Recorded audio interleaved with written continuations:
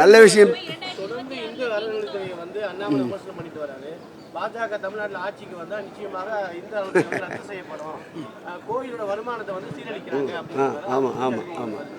அவர்களுக்கு நலத்திட்டங்கள் நடைபெறுவதும், நாளுக்கு நாள் திருக்கோயிலுடைய பக்தர்கள் எண்ணிக்கை கூடுவதும், நாளுக்கு நாள் பக்தர்களுடைய தேவைகளை, அடிப்படை தேவைகளை நிறைவேற்றுவதும், எங்கு பார்த்தாலும் குடமுழுக்குகளால் தேவாரம், திருவாசகம், மணியோசை, தூபதீப ஆராதனை நடைபெறுவதும் அவர்களுக்கு எப்படி வயிற்றெரிச்சலை கலப்பாமல் இருக்கும்?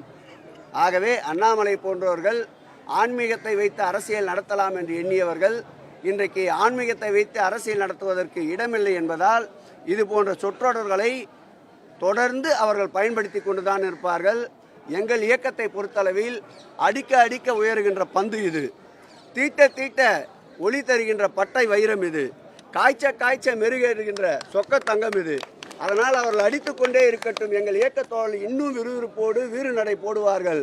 2026 சட்டமன்ற தேர்தலில் அண்ணாமலை வெற்றி பெற்று சட்டமன்ற உறுப்பினராக வரட்டும், பார்க்கலாம். உனக்கு கண்டென்ட் கட்சிச்சு நிக்க ஏற்கனவே நின்று இருக்கார்ல, இதுவரையிலும் நிற்கவே இல்லைன்னா பரவாயில்ல, கூப்பிடலாம், வாங்க வாங்கன்ட்டு வர சொல்லுங்க. தயாராக இருக்கின்றோம்.